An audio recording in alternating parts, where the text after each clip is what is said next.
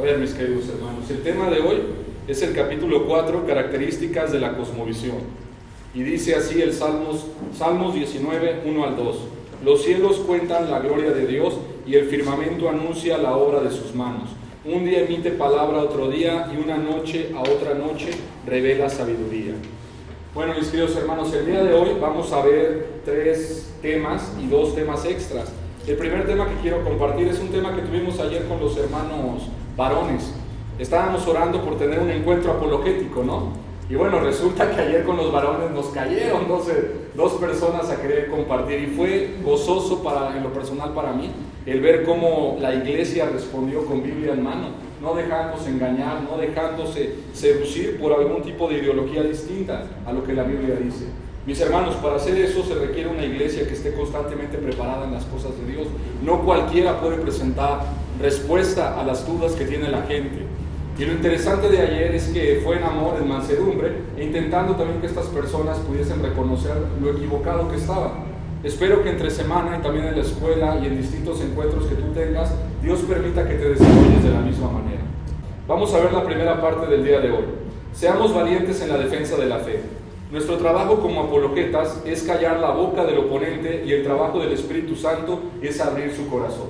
Entonces, en primer lugar, el trabajo de cada uno de ustedes, mis queridos hermanos, es únicamente el guardar compostura y a través de la palabra ser un instrumento para callar todas aquellas voces que no le dan la gloria a Dios o que no van a la Biblia para encontrar una respuesta. ¿De quién es trabajo abrir el corazón de la otra persona?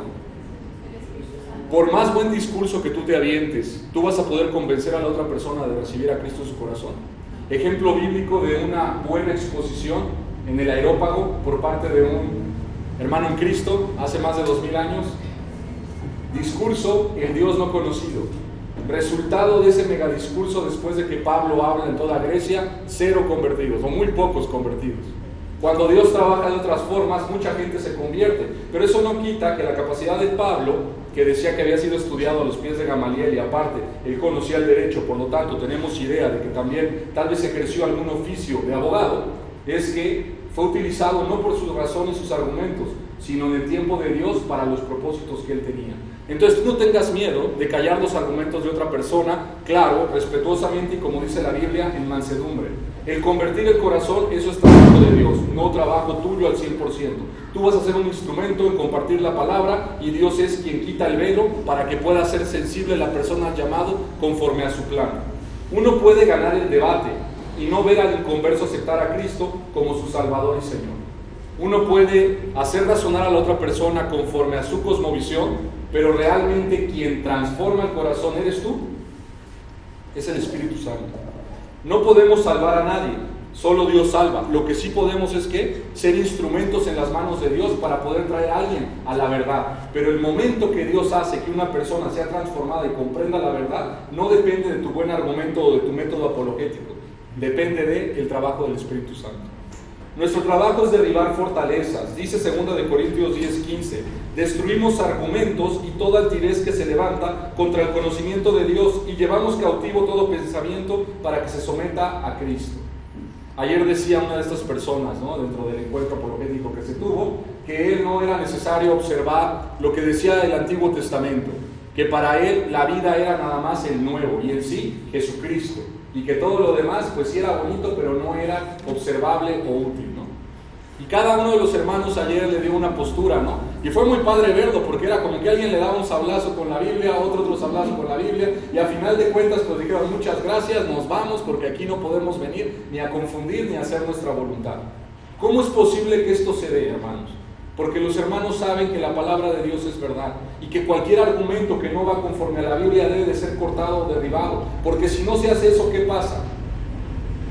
Se hace un daño increíble al cuerpo de Cristo. Les voy a poner un ejemplo que platicaba hace rato con los hermanos. ¿Quién es peor visto? ¿El que te quiere matar por ser hijo de Dios, o el que te quiere engañar y desviar del camino de Dios? ¿Quién es más riesgoso y quién es más peligroso según la palabra de Dios? ¿Por qué? Porque el que te quiere matar te puede matar físicamente, pero tu espíritu se va con Dios. Pero aquel que te quiere engañar y desviar y que sigas posturas distintas a lo que la Biblia dice, ese puede matar tu alma y la de tu familia y tu generación. ¿Qué es más peligroso? ¿Aquellos que nos enseñan a hacer cosas detestables y que nos alejan, o aquel que viene a perseguirnos y a matarnos? La Biblia dice bien claro que en el caso de los que venían de Egipto, las personas que venían de Egipto podían integrarse al pueblo de Dios después de cierto tiempo, pero aquellos que eran moabitas, aquellos que habían trabajado por desviar al cuerpo de Israel, tenían que esperar más tiempo. ¿Por qué? Porque es un pecado profundo el querer desviar de la verdad a las personas. Y la palabra de Dios dice bien claro en el Antiguo Testamento, en Deuteronomio 6, que tú tengas cuidado cuando entres a la tierra de no hacer las cosas que hacen los que están ahí, ni tampoco escuchar e ir a servir a otros dioses. ¿Y cuándo sirves a otros dioses? Cuando escuchas otras ideas, otras doctrinas que no pasan el mínimo examen bíblico. Entonces, hermanos, quería hacer una pausa aquí porque el llamado a ser apologetas es precisamente a derribar ¿qué? Argumentos que se levantan en contra de el conocimiento de Dios. ¿Cuál es el conocimiento de Dios? La palabra de Dios. Otro mito común es la idea de que el cristiano nunca ofende a nadie. ¿Han escuchado esto? A veces piensan que por ser cristiano tú no puedes ofender a nadie. Quiero decirte algo, la verdad les va a ofender. Y no lo digo yo, lo dice la palabra de Dios. Tanto les ofendió la verdad que teniendo la verdad enfrente a los que vivían en el pueblo en la ciudad de Jerusalén, crucifican a la verdad misma, no la saben reconocer. ¿Quién dijo, yo soy el camino, la verdad y la vida? ¿Y a poco no les incomodó a todos los fariseos que estaban ahí, no les incomodó al pueblo, que fue más preferible para ellos amar a un ladrón como era Barrabás que realmente a quién? A Jesucristo mismo, que era el Hijo de Dios? Y vamos a ver, por supuesto, no queremos ofender a la gente a propósito, pero el mensaje de las buenas nuevas es una ofensa a los incrédulos. Primera de Corintios 1:21, subráyalo en tu Biblia, nosotros predicamos a Cristo crucificado. Este mensaje es motivo de tropiezo para los judíos y es locura para los gentiles, pero para los que Dios ha llamado, los mismos judíos que gentiles, Cristo es el poder de Dios y la sabiduría de Dios. Aquellos que tú les digas, Jesucristo vino a morir por tus pecados, el que le digas pecador a una persona lo ofende. Hay personas que digan, no, yo no hago pecado. Que haya matado a uno que otro en la vida no me hace una mala persona. No soy el primero ni el último. Y esas personas, cuando tú les dices, según la palabra de Dios, has violado uno de los mandamientos, no matarás, y dice que no solamente no matarás, Jesucristo cuando estuvo aquí dijo bien claro, si tú le dices a tu hermano ¿qué? Necio, estarás ¿qué? ¿Quieren saber yo cómo escucho entre los pasillos de los jóvenes de repente hablar? ¿Cómo se dicen unos a otros? Necio es lo más suave. Se ofenden de una manera impresionante que según la palabra de Dios te expone al lago de fuego. Tú le dices eso a un joven o le dices a una persona que está acostumbrada a llevarse con otra persona con malas palabras y se ofende. Dice, ¿quién eres tú para corregirme y enseñarme a hablar? No soy yo, es la palabra de Dios. Entonces, hermanos, no buscamos ofender a las personas, pero mientras busquemos la verdad y se la compartamos a otras personas, las personas se van a ofender porque viven una vida en pecado. Y la luz lastima. ¿Alguna vez has estado en un cuarto oscuro y has salido a la luz? ¿Y has visto lo que le hace a tus ojos? ¿A poco puedes abrir los ojos así completamente? No, se cierran y tienes que adaptarte en un rato. Lo mismo pasa con los no creyentes. Tú estás en medio de una sociedad en obscuridad y cuando tú vas y llevas la luz de la palabra de Dios, obviamente les va a doler los ojos y algunos no la van a querer ver. Los mismos judíos de la época de Jesucristo, mis hermanos. Gracias a Dios que en Cristo siempre nos lleva triunfantes, dice 2 Corintios 2, 14 al 17, y por medio de nosotros esparce por todas partes la fragancia de su conocimiento, porque para Dios nosotros somos el aroma de Cristo entre los que se salvan y entre los que se pierden, pero estos somos olor de muerte que los lleva a la muerte, para aquellos olor de vida que los lleva a la vida. ¿Y quién es competente para semejante tarea? A diferencia de muchos, nosotros no somos de los que trafican con la palabra de Dios. Más bien hablamos con sinceridad delante de Él en Cristo, como enviados de Dios que somos. Somos olor agradable para los hijos de Dios, pero somos olor a muerte para aquellos que no andan en Cristo. Si tú le dices a las personas aquí en Miahuatlán que se arrepientan o perecerán, ¿crees que realmente te van a ser presidente municipal o una estrella famosa? No te van a escuchar, te van a evitar e inclusive van a hablar mal de ti, porque no quieren ser señalados en su estilo de vida pecaminoso. Pero ¿cuál es el mandato de Dios? ¿Que te quedes callado? No, te manda a ti para darles una oportunidad a aquellos de que se arrepientan y no paguen las consecuencias de vivir en pecado. Y la gente no nos ve así. Algunas personas han predicado, mucha gente ve el incendio y en vez de ir hacia el incendio y salvar a los que están a punto de morir, se van corriendo hacia el otro lado y no quieren tener nada que ver con ese incendio. Los bomberos que entran y dan las vidas, en el caso de Estados Unidos, y sacan a una persona, a 2 personas del incendio en el que están, a veces ellos mueren haciendo esta obra. Bueno, te quiero decir que tú como evangelista y como hijo de Dios eres un bombero que va a las llamas y saca a las personas de ahí. Y obviamente puedes perecer por el mismo riesgo que es, pero tú eres el brazo de Dios, un instrumento para poderle mostrar a la gente lo equivocado que están en sus pensamientos. Ánimo, mis valientes, mucha lectura la que tienen que hacer con el trabajo, pero vale la pena. Siempre listos para responder a todo el que les pida razón de la esperanza que hay en nosotros, dice Primera de Pedro 3:15. Continuamos con las preguntas de tarea. Primero, ¿cuáles son los 3 temas principales a los que cualquier cosmovisión debe de responder? Cuestiones con respecto a la naturaleza de la realidad. Ya vimos la metafísica la conferencia pasada. Como sabemos, epistemología y cómo debemos actuar, la ética. Estas 3 esferas, lo explicaba la conferencia pasada, componen todas las presuposiciones que son parte de una cosmovisión. ¿Qué es una cosmovisión? Una red de presuposiciones no comprobadas que cualquier persona tiene. Se componen de estas 3 esferas. Las vamos a ver una por una. ¿De dónde se deriva la palabra metafísica? ¿Qué es la metafísica? Respuesta. Metafísica se deriva de la palabra en latín mesafísica, que se basa en el compuesto de 2 palabras griegas, meta, que significa después o más allá, y física, que significa física o naturaleza. Literalmente significa más allá de lo físico, es decir, más allá del mundo físico y de la percepción de los sentidos. Es el origen de la naturaleza fundamental de la realidad, el origen, la estructura y la naturaleza de lo que es real. Vamos a volver a preguntar lo que dijimos la semana pasada. ¿Qué crees tú que hay más allá de lo que te explican tus 5 sentidos? ¿Cuáles son tus 5 sentidos? Tacto, vista, olfato, gusto.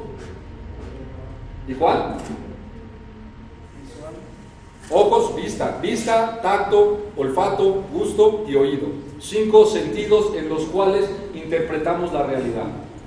¿Es posible que haya realidad más allá de lo que nuestros 5 sentidos nos pueden explicar? ¿Sí? ¿Alguien puede ver a los ángeles? ¿Alguien puede escuchar lo que Dios está hablando con sus propios ángeles? ¿Alguien puede observar lo que pasa en el mundo espiritual? No, ¿verdad? Pero pasan cosas. Por lo tanto, todo aquello que pasa más allá del mundo físico entra dentro de la esfera de la metafísica. ¿Cuáles son algunas preguntas claves de la metafísica? ¿Qué significa existir? Contéstenme esta pregunta como cristiano. ¿Qué significa existir? Hay pensadores en la filosofía de los no creyentes, por ejemplo, los existencialistas, que ellos se basan en que la existencia es todo. Bueno, la primera pregunta es, ¿qué es existir? ¿Existimos, no existimos? ¿Somos el sueño de alguien más, como lo explicaba la conferencia pasada? ¿Qué dice la Biblia acerca de la existencia? ¿En quién existimos? ¿Y para quién existimos? Para Dios, ¿no? ¿Qué tipo de cosas existen? ¿Todo lo que existe tiene alma, tiene pensamiento, tiene mente? ¿Existen cosas que tienen alma y cosas que no tienen alma? Son preguntas que uno se hace en el plano físico, metafísico. ¿Cuál es la naturaleza del hombre? ¿Cuál es la naturaleza del universo? ¿Es objetivamente real o simplemente es una apariencia? Otra pregunta metafísica, ¿existe Dios? ¿Cuánta gente no cree que existe un Dios allá afuera? Dice, ¿cuál es la relación de Dios con el universo? ¿Existe el cambio o el desarrollo? ¿Cómo cambian las cosas? ¿Cuál es el carácter de las leyes o conceptos que gobiernan la realidad? ¿Por qué el mundo no se cae en pleno universo? ¿Por qué no choca la luna con la Tierra? ¿Por qué no Marte se mete en la dinámica y choca contra Venus? ¿Por qué no pasa eso? ¿Hay algo que gobierna eso?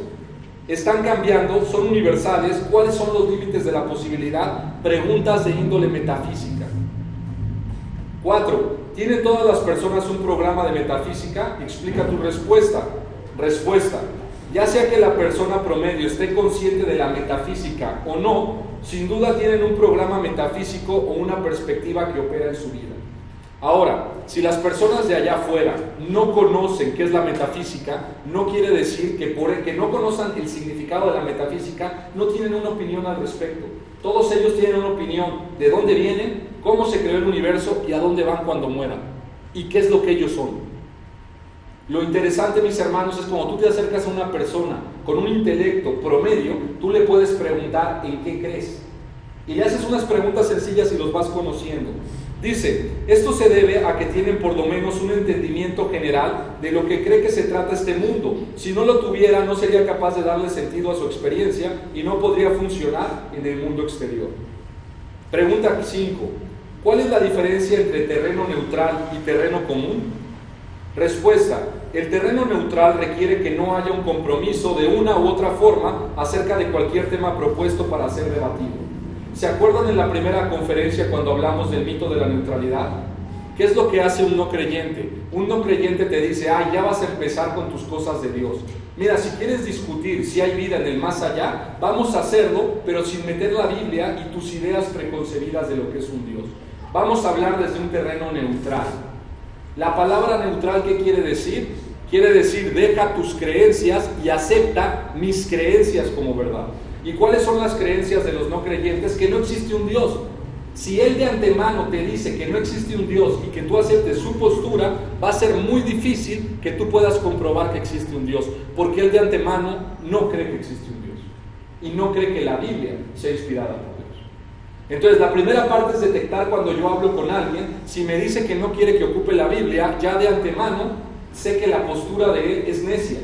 Es una postura donde él está queriendo jalarte a un terreno neutral, donde él no es neutral. Y pónganse a pensar, el gobierno de repente dice, queremos ser neutrales, no hay que mezclar la política con lo cristiano, no hay que mezclar el Estado con la fe.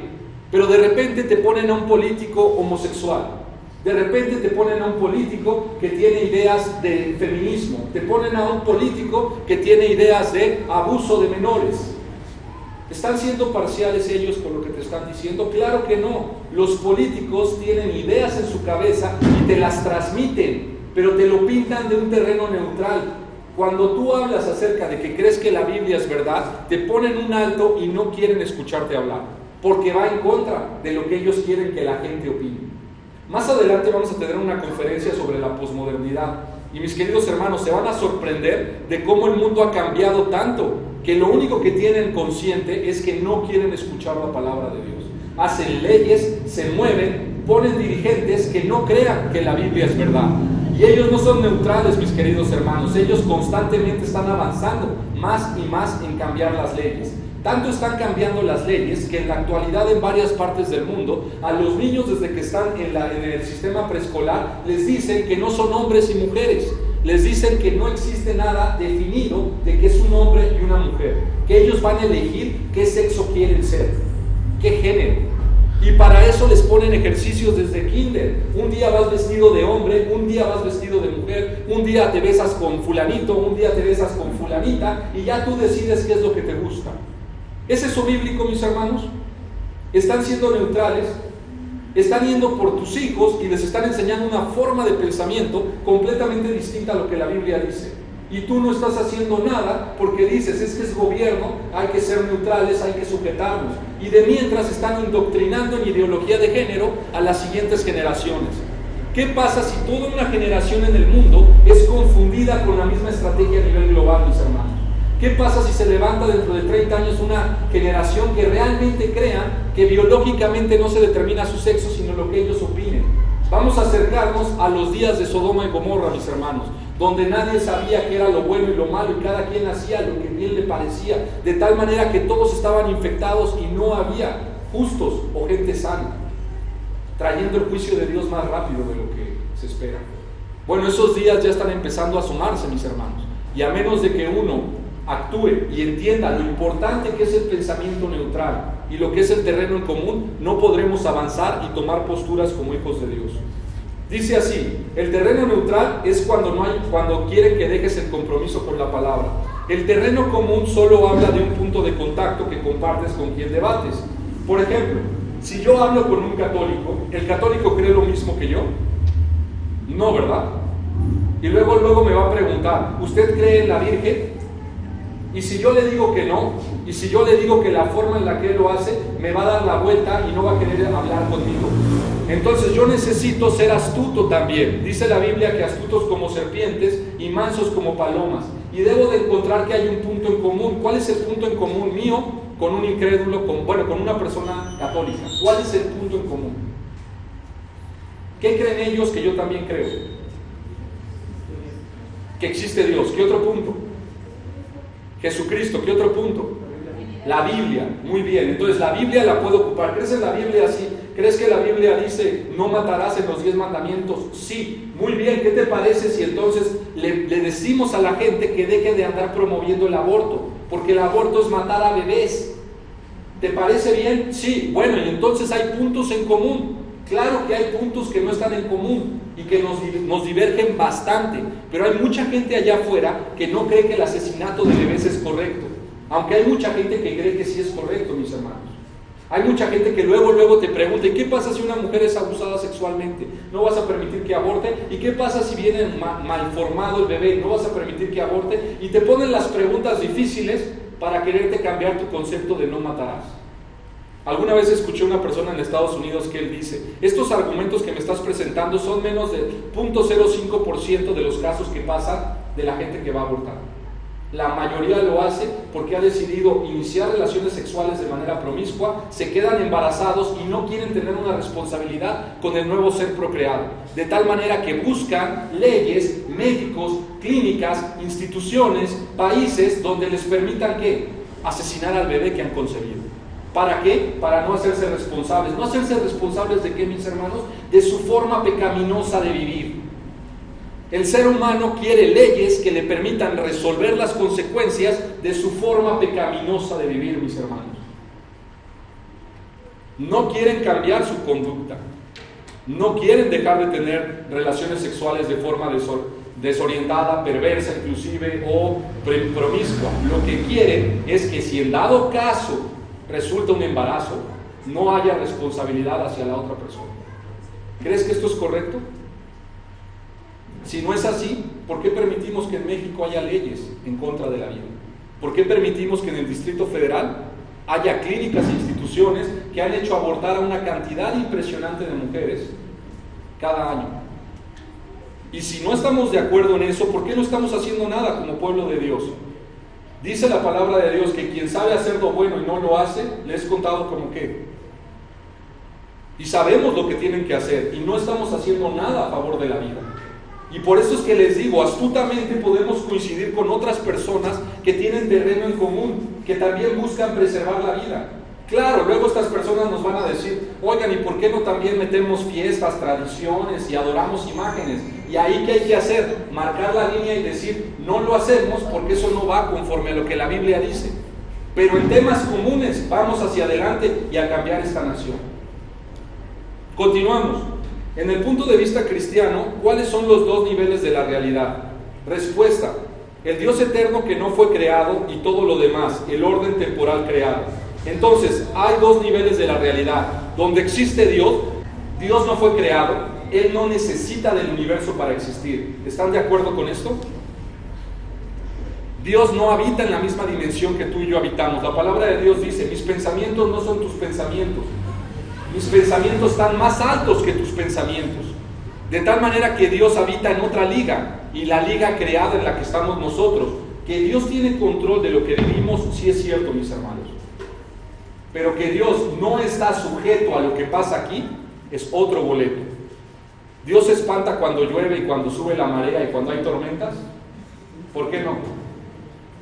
Porque Él está encima de eso. Él controla el poderío del viento. ¿Y el poderío de qué? De la mar, mis hermanos. ¿Qué quieren decir los hombres cuando dicen que Dios es autónomo? Esta es una pregunta buena. La universidad, la más importante del estado, ¿cómo se llama? ¿Universidad qué? Autónoma. Si se dan cuenta, los 32 estados del país, las universidades donde se forman las mentes de los universitarios, se llaman con la línea autónoma. Y te lo dicen de frente y sin ningún miedo, ¿Qué significa la autonomía? ¿Alguien me puede decir qué significa la autonomía? Auto significa uno mismo, nomos significa ley. Entonces uno quiere decir, tengo mi propia ley, no necesito tu ley. Cuando tú dices Universidad Nacional Autónoma, quiere decir que todo lo que ellos enseñan e investigan no está sujeto a ninguna otra ley, sino que ellos mismos crean sus planes de estudio y lo que le quieren enseñar a los universitarios. Por lo tanto, si te quieren enseñar algo que no va conforme a la Biblia, para ellos no tienen ningún problema, al contrario, ellos no están sujetos ni a la Biblia ni al gobierno. Ellos enseñan lo que quieren. Eso significa autonomía. ¿Y sabes qué es lo más impresionante del proyecto universitario actual? Que estas clases, estos sueldos y estas instituciones que no reconocen a la Biblia como la parte central, están financiadas con el dinero del mismo pueblo de Dios, con los impuestos. Así es. Toman tu dinero y lo ocupan para enseñar una mentalidad autónoma de Dios, es decir, separada de Dios, donde el hombre es el importante, no la Biblia. Y claro que van creciendo. ¿Por qué van creciendo? Pues porque todo el mundo paga impuestos. Quien no paga impuestos, ¿qué le pasa? Lo mandan a la cárcel. Entonces te obligan a que des tu dinero y lo usan para impregnar la mente de las personas con un pensamiento no basado en un enfoque cristiano. Continuamos. ¿Saben por qué existe esto? Y esto tiene que ver una parte con la historia. En algún momento la Iglesia Católica en Europa fue muy fuerte y tenían las universidades y tenían el control de la educación. Y obligaban a la gente a creer en el catolicismo. Y cuando empezaron a obligar a la gente a creer en el catolicismo, la gente se hartó, se levantó en armas y le dieron cuello a todos aquellos que decían que representaban a la Iglesia Católica y a los reyes. ¿Y qué terminó pasando? Surgió la famosa autonomía. ¿En qué año surge este pensamiento autónomo? En el año 1789, mi hermano, con la Revolución Francesa. Se crea la guillotina y todo aquel que no reconocía al hombre autónomo era puesto en la guillotina y enfrente de todos era cortada la cabeza y la cabeza caía en un cesto. Terrible, periodos de terror, Robespierre y toda la historia de la Revolución Francesa la debes de leer. Y los cristianos fueron masacrados, mis hermanos, también en la masacre de San Bartolomé, en Francia. Cuando el cristianismo empezó a creer, una de las reinas que estaba ahí decide acabar con la fe y persiguen a los cristianos y hay un baño de sangre en toda Francia. Y de esta forma se instaura violentamente el periodo de la autonomía del hombre. Sí, no creas que fue suave. Fue en base a guillotinar a todos aquellos hijos de Dios. Bueno, continuamos. Entonces, ¿te queda claro el peligro de la autonomía? ¿Y cómo es posible que vivamos en un mundo donde la gente dice, es que es autónomo, ¿no? Dios no necesita nada fuera de sí mismo para prolongar su existencia. ¿Tú crees que Dios necesita de algo fuera de Él para existir? ¿O Dios es lo suficientemente poderoso para existir por sí mismo? ¿Qué piensas? ¿Se tienen que recargar las pilas? ¿Tiene que dormir como tú y como yo? Mucha gente te dice, no, sí necesita eso, porque en el séptimo día, ¿qué pasó? Descansó. Ahí está. Entonces Dios también descansa. Pero en la Biblia Dios dice que se cansa, o hay un versículo que dice que no se cansa. Digo, pregunto, porque ustedes son los buenazos, ¿no? El séptimo día lo descansarás. El ser humano. Santificarás. Pero la Biblia dice que Dios se cansa o se queda dormido como nosotros. La Biblia nos da respuestas de que Dios no necesita de otra cosa externa y que no se cansa y que no tiene las mismas condiciones que el ser humano en esta vida. Él es más alto que cualquier ser humano. Él es absolutamente autosuficiente. Él solo se autodefine. Pregunta 8. ¿De dónde derivamos la palabra epistemología? ¿Qué es la epistemología? Epistemología se basa en dos palabras griegas. La primera es episteme, que significa ¿qué? Y logos, que significa palabra o discurso. Es el estudio de la naturaleza y los límites del conocimiento humano. Se los explicaba la vez pasada que cuando uno estudia en la universidad de cómo transmitir el conocimiento, por lo general tienes que toparte con la epistemología, porque uno tiene que saber cuál es la naturaleza del conocimiento y cuál es el límite. Estas preguntas se hacen acerca de la verdad. ¿Qué es la verdad? La creencia. ¿Qué es una creencia? La justificación, etc. Investiga el origen, la naturaleza, los métodos y los límites del conocimiento, descubriendo lo que sabemos y cómo llegamos a saber. Es decir, mis hermanos, existe toda una ciencia y estudio y discursos de cómo tú y yo aprendemos, cómo conocemos. 9. ¿Cuáles son algunas preguntas claves en cuanto a la epistemología? Primera pregunta, a ver cuál es tu respuesta. ¿Cuál es la naturaleza de la verdad y de la objetividad? El criterio de un cristiano, ¿cuál es la verdad? La palabra de Dios, ¿no? ¿De dónde sacamos esto? La Biblia dice, ¿no? Yo soy, bueno, que Jesucristo dijo, yo soy el camino, la verdad y la vida. Él se ocupa como la verdad. De tal manera que podemos confiar que la palabra de Dios es verdad, mis hermanos. Pero el que no es creyente, cualquier cosa que piensa que es verdad, es verdad. ¿Cuál es la naturaleza de la creencia y del conocimiento? ¿Cuál es la relación que hay entre ellos? ¿Podemos saber y aún no creer? ¿Cuáles son los estándares que justifican las creencias? ¿Cómo sabemos lo que sabemos? Y otra, ¿no? ¿Cuál es la prueba o la evidencia de que es aceptable? ¿Cómo sabemos que un conocimiento realmente nos ayuda a todos? Pónganse a pensar. Si de repente alguien dice, es que yo creo que la Tierra es plana, y otro dice, es que la Tierra es redonda, tenemos un problema de verdad, ¿no? Tan solo en la epistemología tenemos que saber cuál de las posturas es la verdad. ¿Cómo sabemos si la Tierra es plana o es redonda? ¿Cómo conocemos cómo es la Tierra?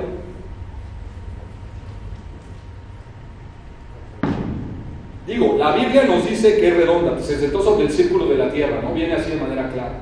Pero tan solo si para la gente que inclusive no ocupa la Biblia, saben que la Tierra es redonda, porque han visto fotos de satélites donde la Tierra es redonda. O sea, ellos tienen evidencia y pruebas de que la Tierra es redonda. Está suspendida en medio del espacio.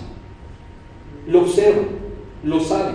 ¿Cómo sabemos que existe una luna? Porque la vemos.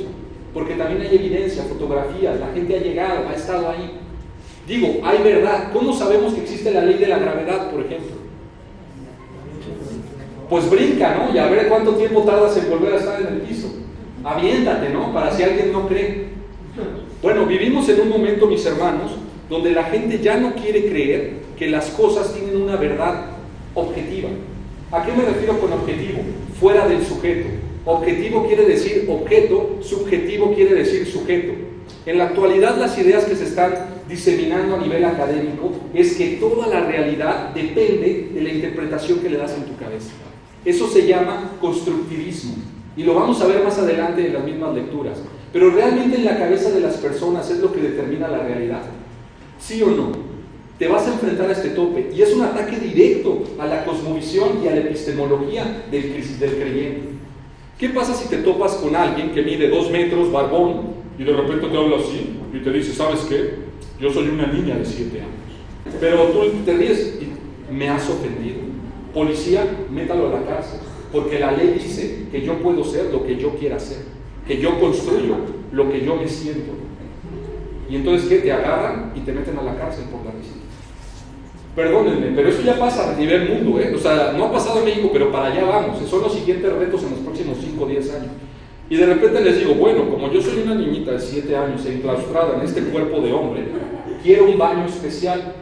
O si no hay un baño especial, quiero que me dejen entrar al baño de las niñitas en la hora de que están las niñas aquí del templo. Si me agarran a palos, policía, por favor, son violentos. Es gente que no entiende. Por favor, explíquenle la ley. Y me tienen que dejar entrar con sus niñas, a pesar de que yo sea un perverso, quién sabe qué sea, porque yo me defino así. Además, no hay nada perverso, porque yo nada lo veo perverso. Ustedes son los que están dañados mentalmente a través de ese libro que sigue. Ustedes son un peligro para la ciudad. Es más, debemos de apedrearlos. A ver, vengan y apedrear. ¿Qué vas a hacer cuando ese nivel llegue? El debate epistemológico, donde la gente esté tan enclaustrada en que su mente es lo que construye las cosas, que vengan y te persigan a ti porque tú crees en una epistemología objetiva. Tú crees que las cosas se determinan por fuera, no en la mente de las personas. ¿Se dan cuenta por qué es tan fuerte este tema y por qué los hermanos creyentes que escribieron estos libros tratan de avisar? ¿Saben cuándo nació la persona que escribió esto? 1948. Murió en 1983. Y pareciera que estaba hablando para nuestros tiempos. Él estaba hablando lo que estaba sucediendo en Estados Unidos antes de que estuviera el internet.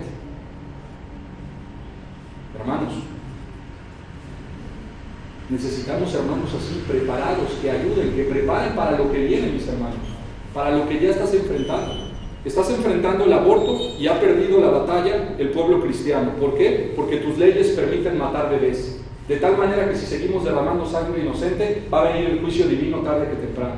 Segundo, hemos permitido que se llenen las calles de movimientos homosexuales, de movimientos lésbicos, de movimientos transexuales, hemos permitido que crezcan los divorcios, hemos permitido que la familia se destruya, hemos permitido vivir enfocándonos en nosotros mismos y adoptamos la mentalidad del mundo, que no hemos sido educados desde la escuela secular y a través del cable y las películas de cómo se debe de vivir, y no hemos vivido conforme a la Biblia, que era el tesoro. Y la palabra de Dios dijo que nos daban las instrucciones y que el trabajo de nuestros padres y abuelos era repetirnoslas, enseñárnoslas, para que no nos desviáramos ni a diestra ni a la izquierda ni a la derecha.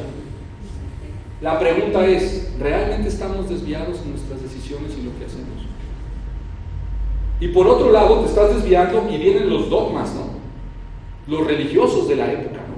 Los que cuando tú quieres conocer a Cristo moles, ¿no? Te dan el trancazo, y como veíamos en el sermón de hace un mes, ni entran ellos ni qué. Y están más al pendiente de no, ¿qué? ¿Y saben qué termina pasando? La gente no es tonta, se da cuenta de que por ambos lados está así y no quiere saber nada de gente, o extremadamente religiosa me refiero, que siguen ritos y prácticas y celo, más importante que ver el corazón del creyente y animarlo a seguir a Cristo, que realmente conocer a Dios. Y toda esa gente que se desanima o termina estando raspada, ¿a dónde va a parar? ¿Saben dónde está la mayoría de los jóvenes? Por lo mismo de que no se les ha dado tarea, se les ha enviado, se les ha capacitado. Andan en movimientos seculares donde brincan, bailan y hacen 20,000 cosas viviendo para uno mismo, en vez de andar dando testimonio de obediencia, mis hermanos. Tenemos grandes retos, no crean, la vida del cristiano en la actualidad es demasiado compleja porque por todos lados hay epistemologías que uno se come y ni siquiera entiende cómo te afectan en tu diario vivir. Continuamos. ¿Cuáles son los procedimientos apropiados para la ciencia y el descubrimiento? ¿Cómo creen ustedes que podemos llegar a un acuerdo de que la ley de la gravedad existe? Haciendo un experimento, ¿verdad? ¿Saben ustedes cuál es la velocidad de la gravedad? Volviendo a sus clases de física cuando iban en el Cobao. 9.81. Y si yo tiro una pluma y una bola de billar, ¿van a caer a la misma velocidad? ¿No o sí? A ver, ¿cuántos dicen que sí? ¿Cuántos dicen que no? Si yo tiro una pluma y tiro una bola de billar, ¿cuál cae primero? ¿Seguros?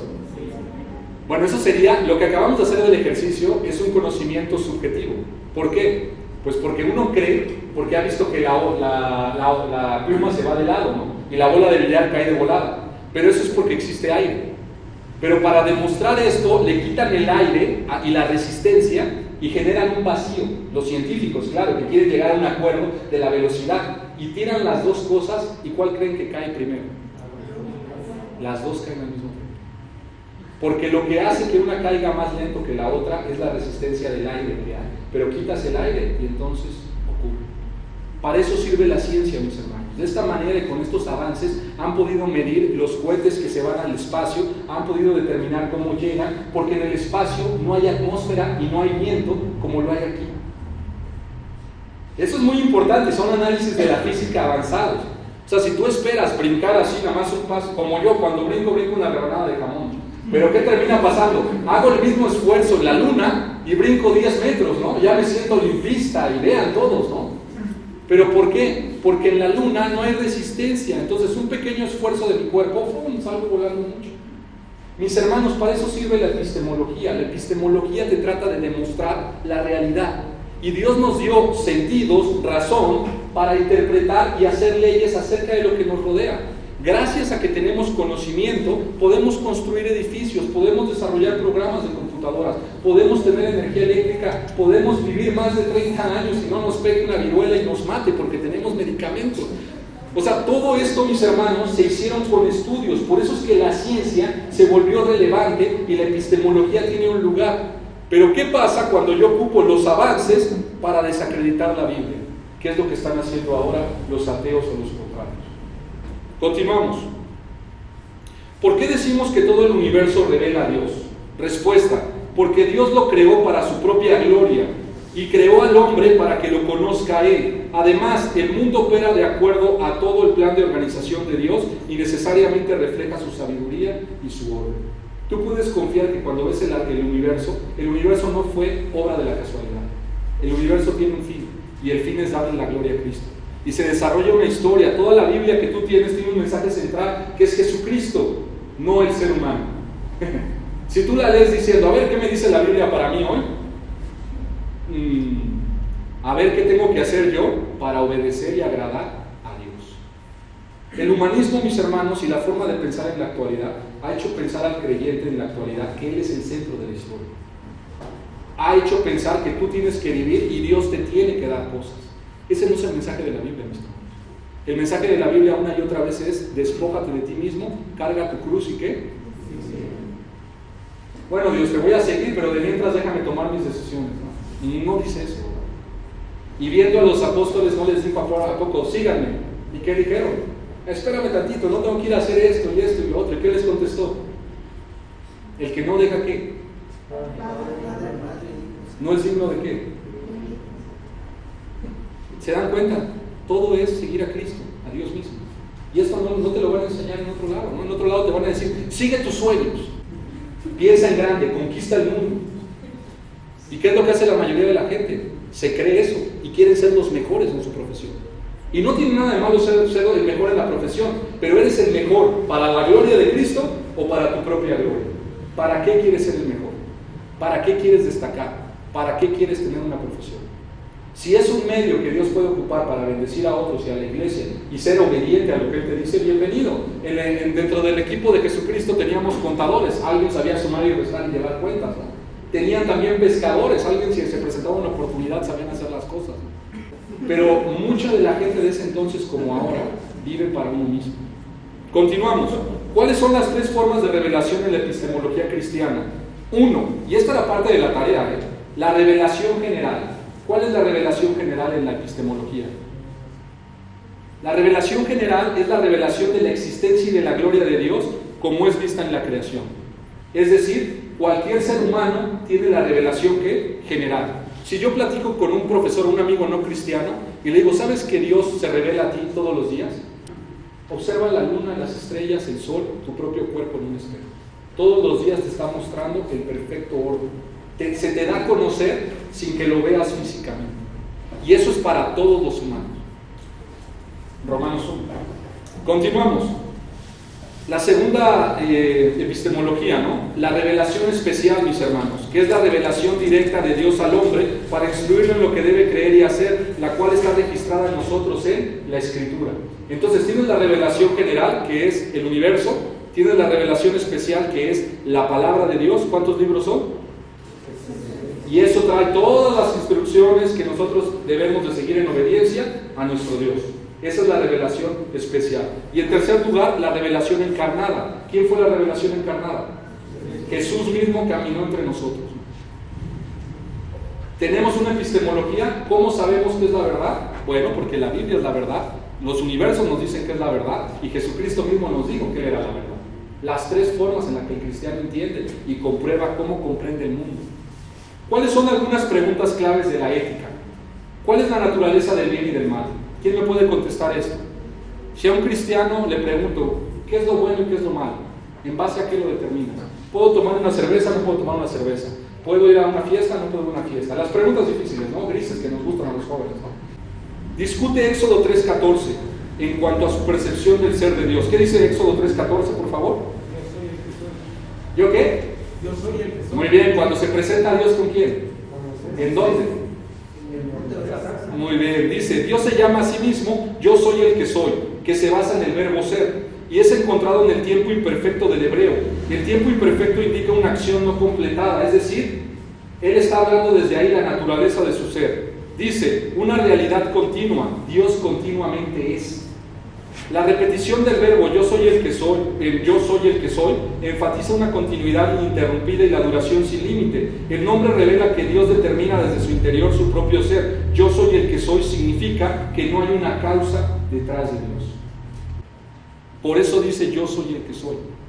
Yo no necesito de una causa o de alguien, o de una pila o de unos padres como tú. Continuamos.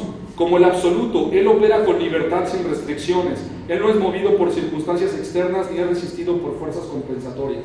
Alguien preguntaba una vez de estos jóvenes que se andan en internet viendo preguntas difíciles, ¿no? Profesor, pero si Dios es todopoderoso, ¿podrá crear una roca más grande de lo que Él puede soportar? Se las dejo de tarea, es una pregunta interesante también, teológicamente, ¿no? Me lo tienen que decir conforme a su cosmovisión. Si Dios es todopoderoso, puede crear una roca tan grande que ni Él mismo la pueda soportar. El resultado es inconsistencia, ¿no? Estamos pensando que Dios tiene límites y la definición de Dios es que Él no tiene límites. Entonces está mal pensado. ¿Cuáles son los dos pasajes bíblicos principales que afirman claramente que la Biblia es una revelación inspirada por Dios? Segundo de Timoteo 3, 16, 17 de memoria. Todas las escrituras inspiradas por Dios para enseñar, para redarguir, para corregir, para instruir en justicia, a fin de que el hombre de Dios sea perfecto, enteramente preparado para toda buena obra. Excelente, hermanos. Ahí no se los bailan. Y segunda de Pedro 1, 20 al 21. Por favor, igual, una, dos.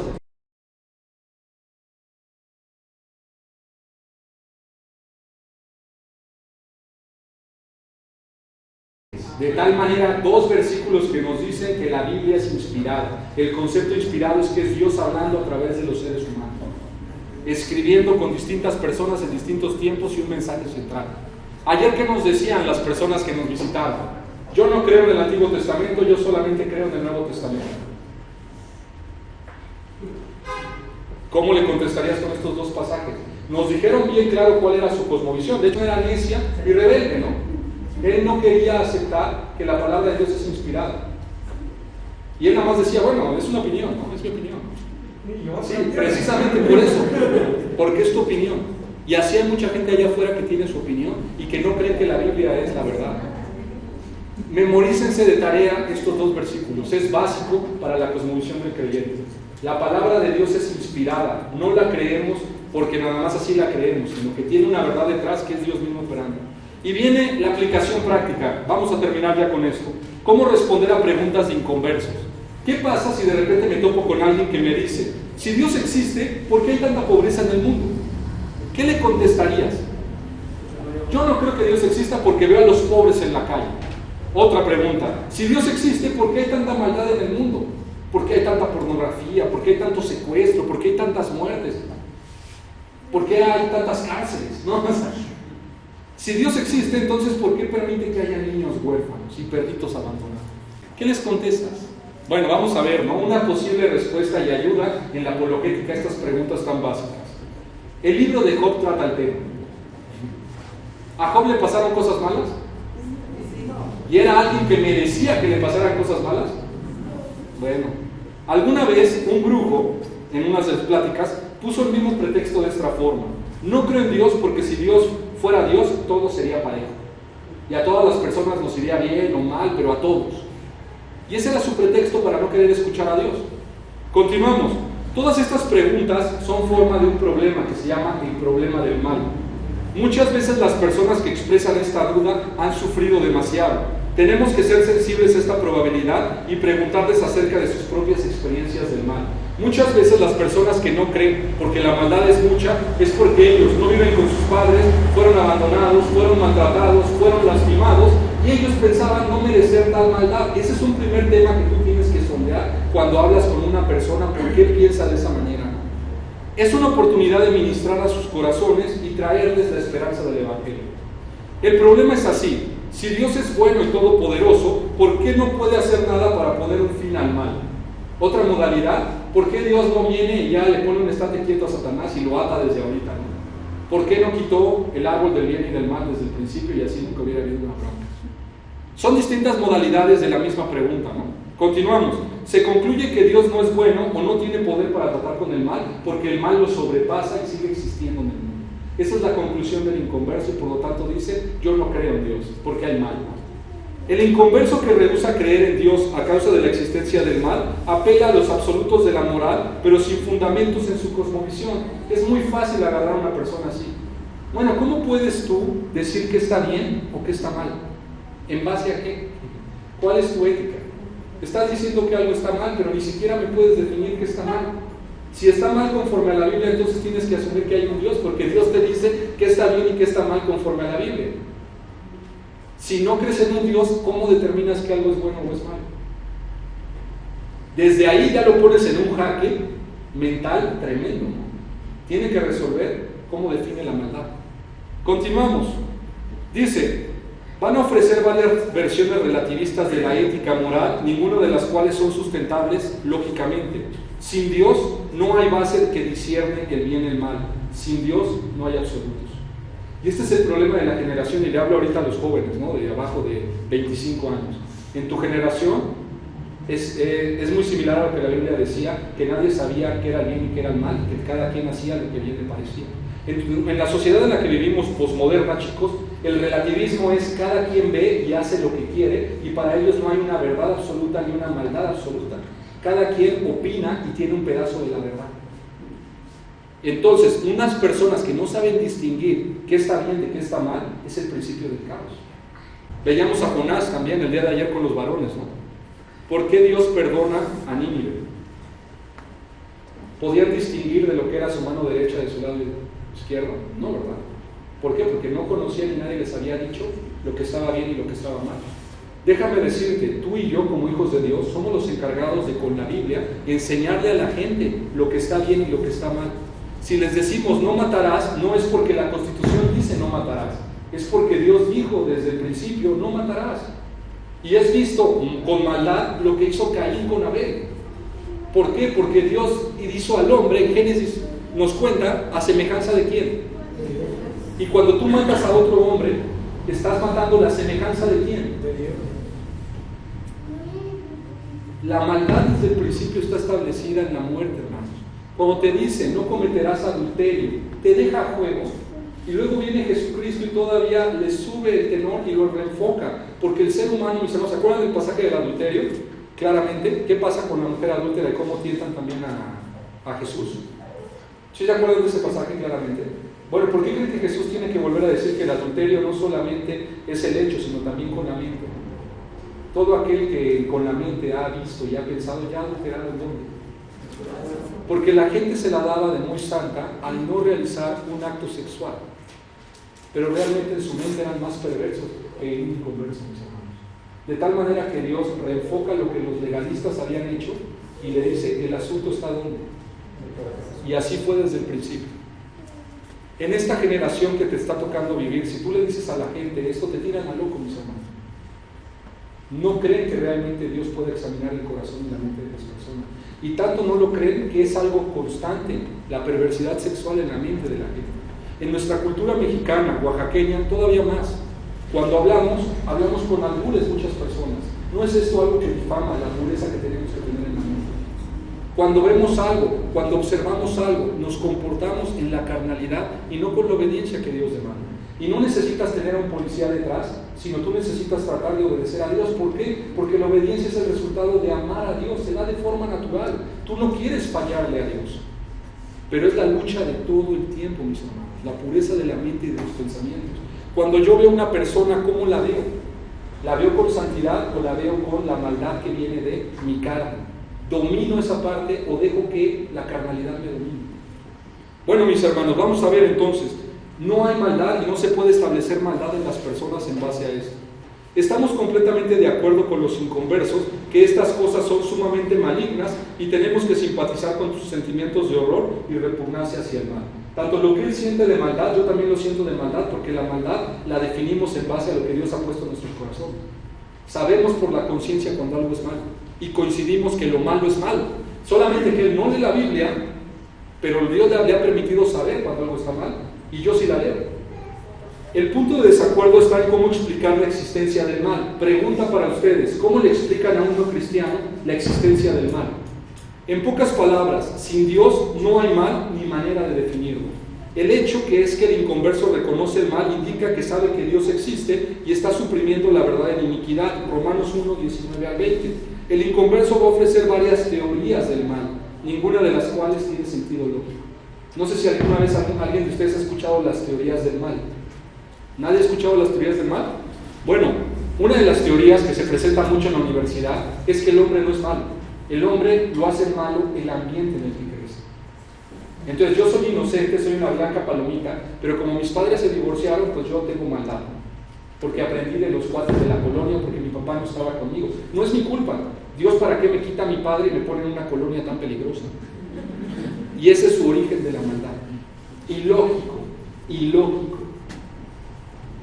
Nosotros no evaluamos la bondad y el poder de Dios de acuerdo con el mal como evidencia para juzgar, sino empezamos con lo que la Biblia dice de Él como nuestras presuposiciones. Así concluimos que si Dios es absolutamente bueno y todopoderoso, Él tiene una razón suficientemente moral para permitir que exista el mal. El opuesto es someter a Dios al juicio del pecador, cosa que jamás sucederá. ¿Confías en que Dios tiene una razón para que exista el mal? ¿Confías eso en tu corazón? ¿Confías como Job que Dios dio, Dios quitó? ¿Y aguantas la maldad con la que tienes que convivir? ¿O tú dices, yo voy a juzgar a Dios y le voy a decir por qué está mal? Eso es lo que hace una persona con el dilema del mal. Como no quiere ver el mal, juzga las acciones de un ser superior, siendo él el creado. ¿Y qué dice la Biblia acerca de lo creado, lo moldeado y el moldeador, ¿no? El alfarero y el barro?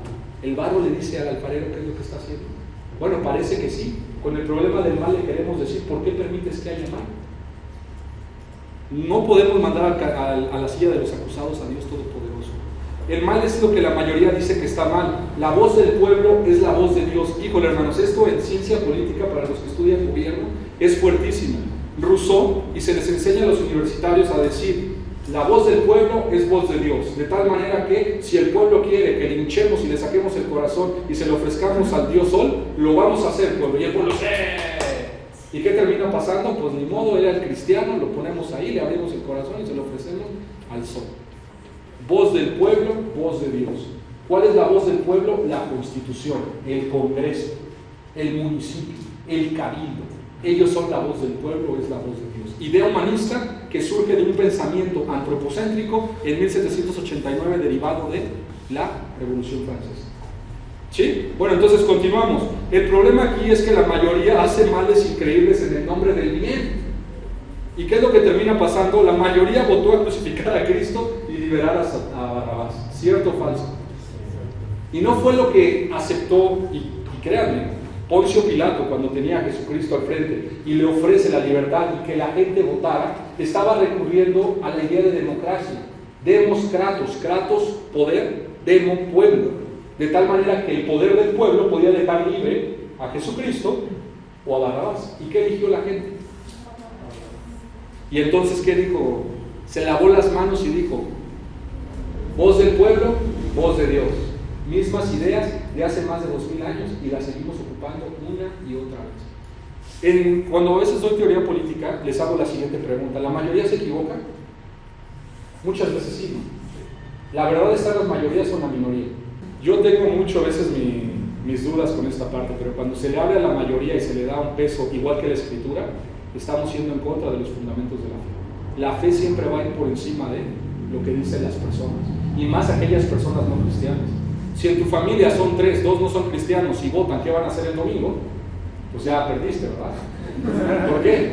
Porque en la democracia dicen los que saben que es 2 coyotes y una oveja discutiendo quién va a hacer la cena ese día. Y es muy cierto. O sea, si 2 ovejitas deciden, perdón, 2 coyotes deciden y con la ovejita y vamos a votar, voz del pueblo, voz de Dios, híjole, perdiste, oveja, ¿no? Te toca sacrificarte y mantenernos, ¿no? ¿Sí? Entonces nunca los pongamos al mismo nivel. La voz del pueblo no es lo mismo que la palabra de Dios, y de esa manera evitarás contaminar con las ideas políticas, ¿no? El mal es lo que cada quien dice, es decir, relativismo. Se dice cada quien a su gusto mientras no hace daño a otros. Alguien dice, yo puedo vivir como yo quiera mientras no te haga daño. ¿Es lo que dice la Biblia? Y entonces, ¿por qué lo citamos como cristianos? No, hermanos, no es respetar que otra persona rompa las leyes de Dios. Eso no es lo que enseña la Biblia. Eso es lo que enseña el hombre. ¿Y por qué enseña eso el hombre? Porque quieren seguir viviendo en una vida de pecado. Entonces dicen, mira, me dejas a mí vivir en paz y yo te dejo a ti vivir en paz. Bueno, mis hermanos, vamos a concluir entonces. Faltó otra parte, pero ya me ganó el tiempo. Es de 1 hora y la verdad es que es interesante a veces ahí aterrizar, pero me gustaría cerrar con esto. ¿Qué conforma una cosmovisión? 3 cosas. Metafísica. Muy bien. Cuando discutimos con una persona tenemos que saber bien claro estas 3 cosas. Y tenemos que entender en qué esfera estamos hablando.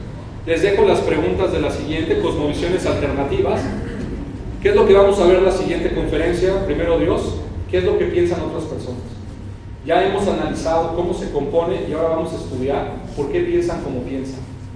Y tenemos que saber qué es lo que creen en el conductismo. Voy a explicar lo que es el marxismo, voy a explicar lo que es el existencialismo, voy a explicar lo que es el monismo, dualismo, atomismo, pragmatismo, ismo. Y te lo adelanto. ¿Qué significa la palabra ismo? ¿Extremo? No.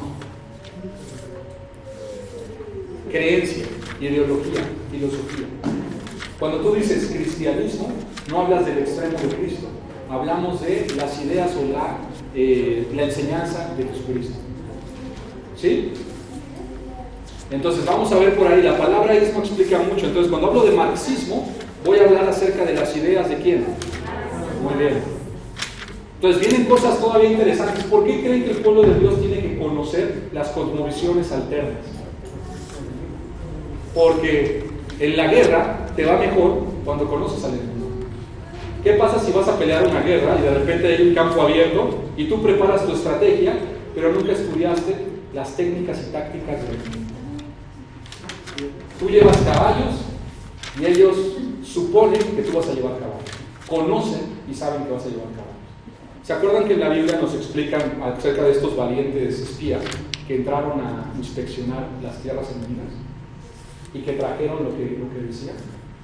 Y muy interesante que algunos de ellos, como algunos de nosotros, dijeron que vieron gigantes y hasta ya estaban sembrando miedo, mientras que otros tenían a Dios y conocían el poder de Dios. Y dijo, no importa que haya gigantes, 30 tanques y todo, Dios nos los va a dar en nuestras manos, porque así lo ha dicho. Misma respuesta que dio el David, ¿no? Cuando tuvo que enfrentarse a Goliat. Entonces, mis hermanos, no hay que tener miedo, por más de que no entiendas y todo, no te preocupes, no te voy a dejar leer el Capital, ni tampoco los grandes libros, ¿no? Lo voy a tratar de resumir y explicar muy claro. Entonces vamos a orar, mis hermanos, y vamos a pedirle a Dios que nos ayude a poder dar respuesta a la gente que tiene dudas. Acuérdense que la apologética es dar respuesta a todo aquel que pregunta, pero también es un camino para introducir el Evangelio. Cerramos nuestros ojos y vamos a orar. Señor Jesús, te damos gracias, Padre, por este tiempo. Señor, te pedimos que tú permitas seguir trabajando en nuestra mente y en nuestro corazón, nos permitas seguir apasionándonos por tu palabra y poder, Señor, ocuparnos en el día a día. Señor, te pedimos que tú nos grabes en nuestra mente que todas las personas, Señor, tienen una cosmovisión. Todos presuponen algo, Señor, y todos tienen una creencia sobre qué hay más allá de lo físico, cómo conocemos y qué es lo que está bien y lo que está mal. Permítenos comprender lo que la Biblia dice al respecto, vivirlo y también entender lo que otras personas piensan para poder también, Señor, enseñarles su error y traerlos en amor y mansedumbre a tu palabra, Señor. Gracias por este tiempo, en el nombre de Cristo Jesús. Amén.